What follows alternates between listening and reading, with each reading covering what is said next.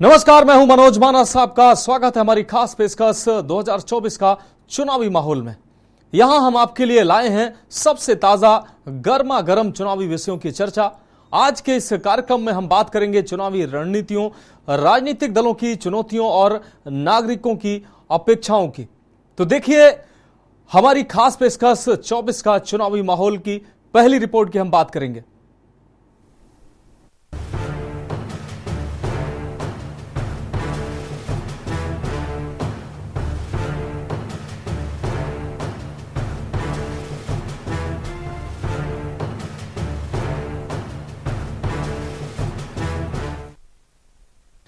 चुनाव की तारीखों की घोषणा के बाद लोकसभा चुनाव की हलचल तेज हो गई है। झारखंड के कुल्हान रीजन में चुनावी शोर साफ सुना जा सकता है।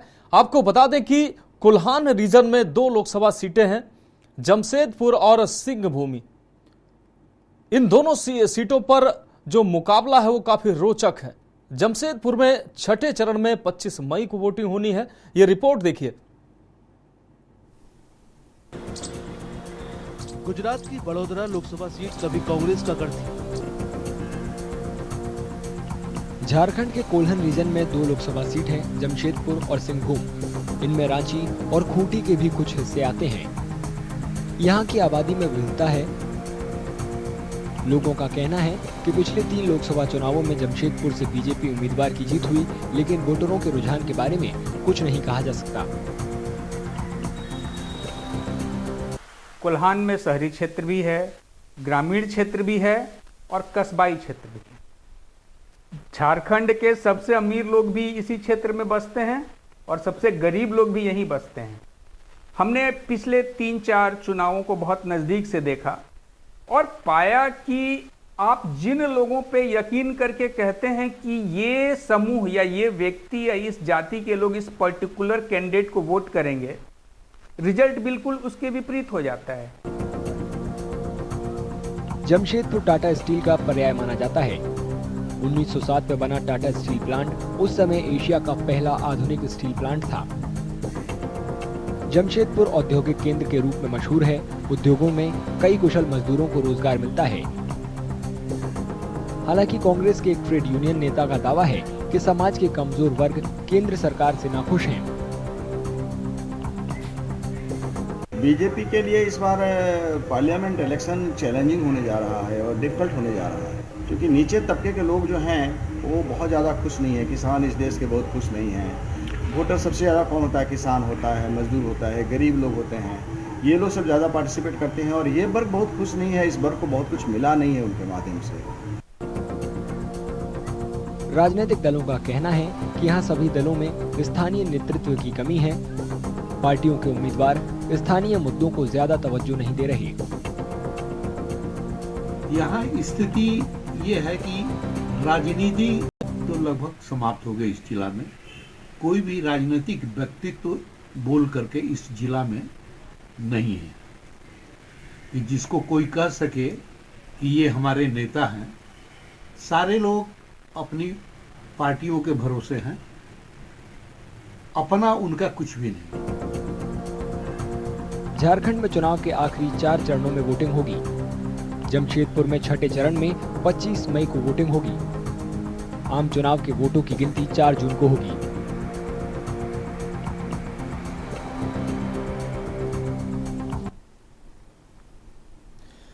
अब हम अगली रिपोर्ट में बात करते हैं बड़ोदरा सीट की। लोकसभा चुनाव में बड़ोदरा सीट का सियासी समीकरण बहुत कुछ बयां करने वाला है। बड़ोदरा सीट कभी कांग्रेस का गढ़ हुआ करती थी। हालांकि 1998 से लगातार ये बीजेपी का गढ़ बन गया है। यहां बीजेपी मोदी की लोकप्रियता के सहारे लगातार जीत दर्ज कर रही है। ये रिपोर्ट देखिए। गुजरात की बड़ोदरा लोकसभा सीट कभी कांग्रेस का गढ़ थी। 1998 से इस सीट पर लगातार बीजेपी की जीत हुई है। इनमें प्रधानमंत्री नरेंद्र मोदी भी शामिल हैं। वे 2014 में यहां से जीते थे, लेकिन वाराणसी सीट बनाए रखने के लिए उन्होंने ये सीट छोड़ दी। बड़ोदरा में मुझे नहीं लगता है कि स्थानिक जो इश्यूज़ है वो इतने निर्णायक रहेंगे। जो राष्ट्रीय स्तर के इश्यूज़ है और जो सबसे बड़ा यहाँ का मुद्दा रहेगा वो प्रधानमंत्री श्री नरेंद्र मोदी की लोकप्रियता। वडोदरा शहर में वो रहे भी है और वडोदरा शहर की जनता नरेंद्र मोदी के साथ बहुत घनिष्ठ रूप से आइडेंटिफाई होती है। तो प्रधानमंत्री श्री नरेंद्र मोदी का व्यक्तित्व, उनका नेतृत्व सबसे बड़ा मुद्दा रहेगा और वही प्रचार का भी मुद्दा रहेगा। साथ में वो सभी के साथ जो नई बात जुड़ी है वो राम मंदिर का जो निर्माण हुआ। बड़ौदा बैठक की बात की जाए तो बहुत सालों से जब दीपिका चिखलिया सबसे पहले यहाँ पर इलेक्शन में उतरे थे तब से ये बीजेपी का गढ़ बन चुकी है। उससे पहले भी 1-2 सीट आती थी विधानसभा की, तब से बड़ौदा शहर एक बीजेपी का गढ़ बन चुका है। तब से लेके आज दिन तक ये बीजेपी ही आगे आ रही है। अभी कांग्रेस का नामो निशान यहाँ पर है ही नहीं, ऐसा कहा जा सकता है। वडोदरा के कई वोटर पिछले कुछ सालों में हुए विकास से संतुष्ट हैं। उन्होंने बीजेपी को समर्थन देने की बात कही। गुजरात राज्य और गुजरात मॉडल पे तो बहुत सारे जो राज्य हैं वो बात करते हैं, तो गुजरात मॉडल में वडोदरा शहर जो संस्कारी नगरी के नाम से जाना जाता है। तो यहाँ पर हम विकास की बात करेंगे तो विकास हर एक चीज़ में हुआ है। लेक यानी कि जो तालाब है, तालाब का जो रिनोवेशन हुआ है हर एक दिशाओं में वो खूब बढ़िया हुआ है। जो ब्रिज बनाए गए, अटल ब्रिज है, उसके बाद में कोटा डांडिया बाजार ब्रिज है, ये सब आप ब्रिज देखोगे तो कहीं ना कहीं इसका डायरेक्टली जो बेनिफिट है और जो सीधा लाभ है वो यहाँ के नागरिक उठा रहे हैं। हालांकि कुछ वोटरों का ये भी कहना है कि बेशक यहाँ लगातार बीजेपी जीतती आई है, लेकिन उम्मीदवारों के किए वादे पूरे नहीं हुए हैं। बड़ौदा को इंटरनेशनल एयरपोर्ट पिछली यूपीए सरकार ने उसको बनाया था, उसका फाउंडेशन डाला था। आज तक एक भी इंटरनेशनल फ्लाइट नहीं आती है या तो इंटरनेशनल क्लियरेंस भी नहीं होता है। तो जिसको भी टिकट मिलता है तो वो ऐसा समझता है कि साहब ने मुझे कमाने का मौका दिया, ये मुझे काम करने का मौका नहीं दिया है। क्योंकि काम करने के बावजूद, नहीं करने के बावजूद भी लोग वोट देते रहते हैं। सेफ सीट हो गया है तो उसके कारण से ये लोग ऐसा अपने अंदर ऐसा समझ बैठे हैं कि ये मुझे कमाने का मौका दिया है, मुझे काम करना कोई जरूरी नहीं है, क्योंकि काम के बेस पर वोट भी मिलते नहीं है। बीजेपी ने इस बार भी मौजूदा सांसद रंजन भट्ट को यहां से उम्मीदवार बनाया है। रंजन भट्ट यहां से जीत की हैट्रिक लगाना चाह रहे हैं। गुजरात की 26 लोकसभा सीट में 2 सीट पर आम आदमी पार्टी अपने उम्मीदवार खड़े कर रही है। इंडिया गुट की सहयोगी कांग्रेस बाकी 24 सीटों पर चुनाव लड़ रही है। भरूच और भावनगर सीट से आम आदमी पार्टी के उम्मीदवार हैं। 2019 के चुनाव में बीजेपी को गुजरात की सभी 26 सीट पर जीत मिली थी। यहाँ की सभी 26 सीट पर चुनाव के तीसरे चरण में 7 मई को वोटिंग होगी।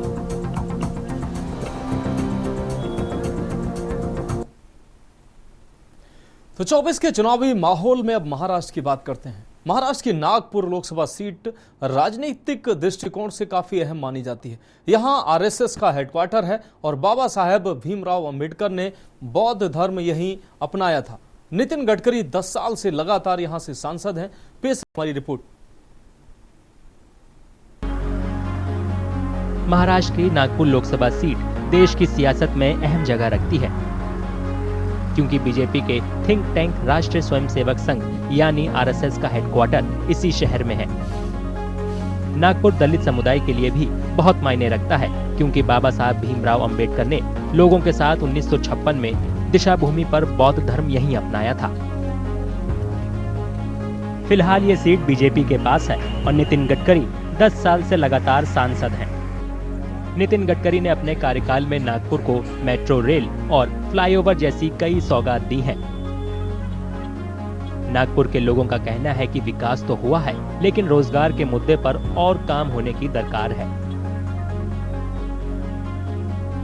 डेवलपमेंट के हिसाब से अगर बात करेंगे, काफी सारी चीजें चेंजेस हुई है डेवलपमेंट में। रोड कंस्ट्रक्शन हो गया, सिर्फ मतलब बहुत सारी चेंजेस हुए। सिर्फ एक चीज़ छोड़ के, मतलब जो एम्प्लॉयमेंट है, उस एम्प्लॉयमेंट के ऊपर भी थोड़ा सा अगर प्रेशर आएगा, मतलब थोड़ा सा भर अगर देंगे तो काफ़ी सारी चीज़ें हो जाएगी। मैं अब स्टूडेंट हूँ तो मेरी रिक्वायरमेंट तो यही रहेगी कि ज़्यादा से ज़्यादा एम्प्लॉयमेंट जनरेट हो।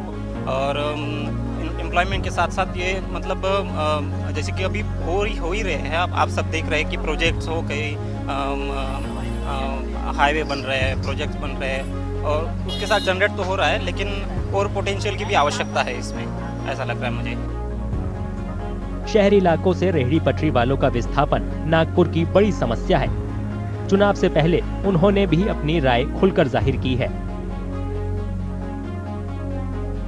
2016 में 53 हाकर जोन बने हैं नागपुर शहर में, उसमें से धीरे धीरे ये हटाने का कार्य कर रहे हैं। ये हमारा मुद्दा हम चुनाव में लेके जो हर कैंडिडेट से बात करेंगे, इसके लिए जो भी राष्ट्रीय पार्टी के कैंडिडेट रहेंगे उनसे बात करेंगे और इस मुद्दे को अगर वो हल करना चाहेंगे तो हम उनके साथ हो जाएंगे। नागपुर नगर निगम के चुनाव में देरी भी आम चुनावों में बड़ा मुद्दा बनता दिख रहा है।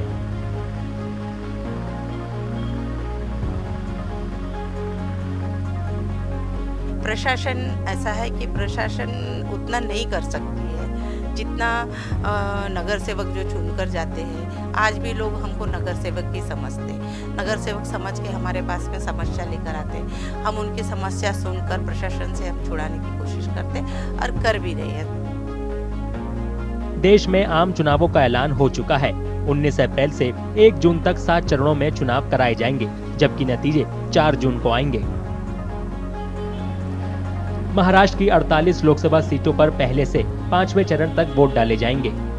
नागपुर की बात करें तो यहां पहले चरण में 19 अप्रैल को वोटिंग होगी।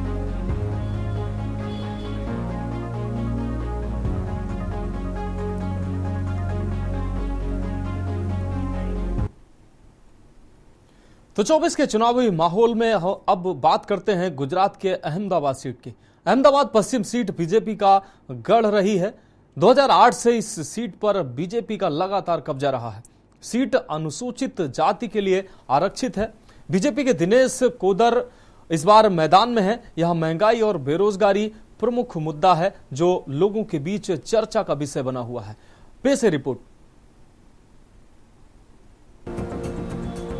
अहमदाबाद पश्चिम लोकसभा सीट अनुसूचित जाति समुदाय के लिए आरक्षित है।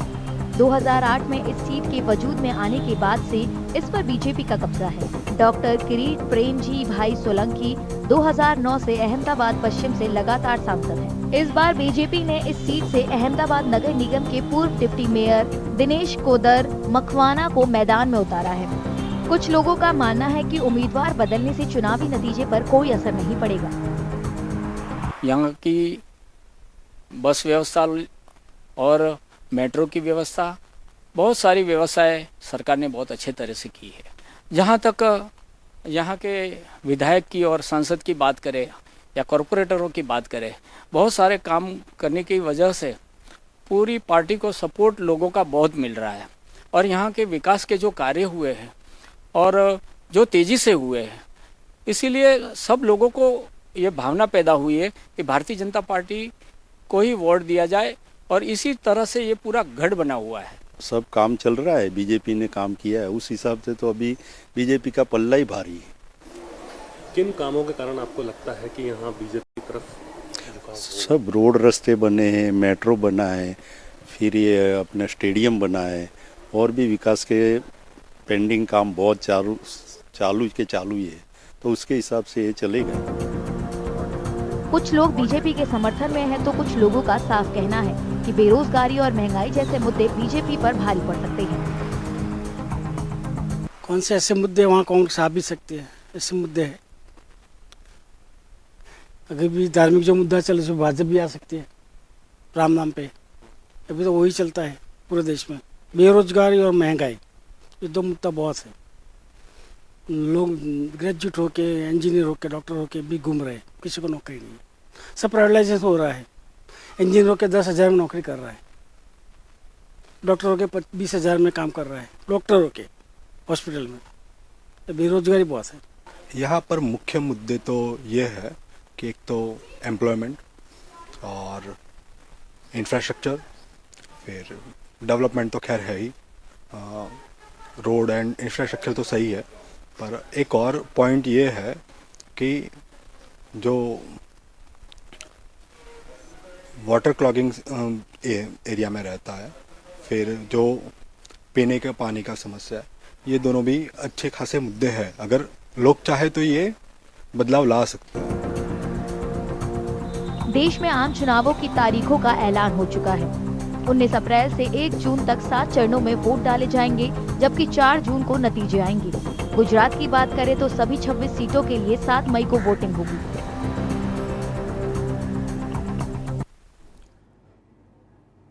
तो 24 के चुनावी माहौल में अभी हमने आपको दिखाया अहमदाबाद पश्चिम सीट का चुनावी माहौल। अब एक ब्रेक के बाद हम आपको दिखाएंगे अहमदाबाद पूर्व में कैसा माहौल है। एक ब्रेक के बाद तो ब्रेक के बाद हमारी खास पेशकश 24 का चुनावी माहौल में एक बार फिर से आपका स्वागत है। हम बात कर रहे हैं अहमदाबाद पूर्वी सीट की। अहमदाबाद पूर्व लोकसभा निर्वाचन क्षेत्र गुजरात के 26 लोकसभा निर्वाचन क्षेत्रों में से एक है। यह निर्वाचन क्षेत्र 2008 के परिसीमन के बाद अस्तित्व में आया। इसमें पहली बार 2009 में चुनाव हुए और इसके पहले संसद सदस्य भारतीय जनता पार्टी के हरिन पाठक थे। 2014 में हुए दूसरे चुनाव में भाजपा के स्टार उम्मीदवार परेश रावल ने इस निर्वाचन क्षेत्र का प्रतिनिधित्व किया। 2019 के चुनाव में भाजपा के हसमुख पटेल ने इस निर्वाचन क्षेत्र का प्रतिनिधित्व किया। देखिए हमारी रिपोर्ट। गुजरात की Ahmedabad east Lok Sabha seat BJP का गढ़ रही है। जानकारों ने यहां एक बार फिर पार्टी की जीत का पूर्वानुमान लगाया है। इस सीट पर बीजेपी 2009 से लगातार काबिज रही है। पार्टी ने यहां से एक बार फिर मौजूदा सांसद हसमुख पटेल को उम्मीदवार बनाया है। जानकारों का कहना है कि इस सीट पर बीजेपी काफी मजबूत रही है। कांग्रेस के लिए इस सीट पर चुनौती पेश करना मुश्किल हो जाता है। भाजपा पार्टी ने उनको टिकट दिया है तो कुछ सोच समझ के ही दिया होगा, और जबकि उनका स्वभाव बहुत सरल है और वो छोटे मोटे सभी कामों में वो हाजिर रहते हैं और उनका जो है नेचर वाय बहुत अच्छा है। दूसरा कि कोई भी व्यक्ति उनसे मिलने जाता है तो उनकी मुलाकात हो जाती है। छोटे जो भी काम होते हैं वो उनके काम करते रहते हैं। 2014 में परेश रावल के जीतने के बाद एक बहुत बड़ा कैंपेन चला, पूरा पोस्टर्स लगाए गए कि परेश रावल गायब हैं। लिहाजा 2019 में उनकी टिकट काट के जो उस समय विधायक हुआ करते थे अमराईवाड़ी से हसमुख पटेल, उनको टिकट दिया गया। हसमुख पटेल को टिकट दिया गया, वो भी उतने ही वोटों से जीते और फिलहाल 2024 में भी उन्हीं को रिपीट किया गया है। और जो हाल की स्थिति देखी जा रही है वो मैं मानता हूं कि ये सीट पे कांग्रेस वहां फाइट देने के भी टक्कर में नहीं है। यहां वोटरों पर प्रधानमंत्री नरेंद्र मोदी का काफी असर है। लोगों ने समुदाय के विकास और सेवा के लिए सांसद हसमुख पटेल की तारीफ की है। 2 टर्म से वहाँ पर हसमुख भाई पटेल वहाँ पर आ रहे हैं। निर्विवादित चेहरा है तो वहाँ पर कोई इश्यूज नहीं है। चाहे वहाँ पर कोई भी आप कांग्रेस का व्यक्ति को आप वहाँ पर टिकट दे दें, लेकिन चूंकि शहरी आबादी होने के चलते वोट हमेशा बीजेपी के पक्ष में ही जाते हैं। 81%, मोर देन 80% लोग शहरी आबादी वाले हैं। तो ऐसे में मैंने कहा कि शहरी आबादी, हमेशा ये देखा गया है कि शहरी आबादी बीजेपी के पक्ष में ही वोट डालती है। ऐसे में वहाँ पर चेहरा कोई भी होगा। बहुत अच्छा भी काम किया है और करते भी रहेंगे। और हसमुख भाई पटेल जो है वो व्यक्तिगत रीते सबको पहचानते भी है। दूसरी बात कि निकोल और पश्चिम का जो भेदभाव था वो अभी धीमे धीमे दूर हो रहा है और वो लोग काम भी कर रहे हैं अच्छा। और नरेंद्र भाई मोदी के नेतृत्व के अंदर ये जो अभी काम चल रहा है पूरे भारत के अंदर नरेंद्र भाई मोदी ने जो काम किया, जो 70 साल के अंदर नहीं हुआ था, उससे बढ़िया काम ये 14-10 साल में हुआ है। सांसद हसमुख पटेल तक कई वोटर की पहुंच है। लोगों ने उनकी चिंताएं दूर करने की सांसद की कोशिशों की तारीफ की। लोगों ने कहा कि वे अपनी सीट के लोगों की मदद के लिए हमेशा उपलब्ध रहते हैं। हमारा बहुत एक प्रोजेक्ट था खारी कट कैनाल का, बहुत इश्यू था। वो उन्होंने बहुत उसमें सपोर्ट करके इतना काम चालू करवाया। अभी हमारे नवयुग विद्यालय के आजू बाजू का एक रास्ता तो शुरू हो गया, एक कलवर्ट चालू हो गया है। दूसरा हमारे यहाँ थोड़ा पोस्ट ऑफिस का थोड़ा प्रॉब्लम था, तो उन्होंने खुद इंटरेस्ट लेके वो पोस्ट ऑफिस का भी प्रॉब्लम सॉल्व किया है हमारा। यहाँ से कांग्रेस ने पार्टी के सोशल मीडिया विभाग के पूर्व प्रमुख रोहन गुप्ता को चुनाव मैदान में उतारा है।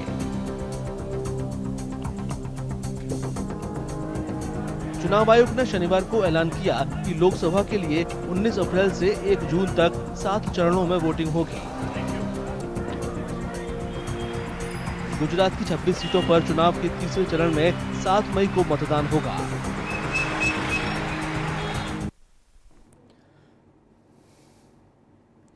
तो हमारी खास पेशकश 24 का चुनावी माहौल में आज के लिए मेरे साथ इतना ही। कल फिर किसी अलग शहर का चुनावी माहौल लेकर फिर हाजिर होंगे। तब तक के लिए मुझे दीजिए इजाजत और आप देखते रहिए के न्यूज़ इंडिया।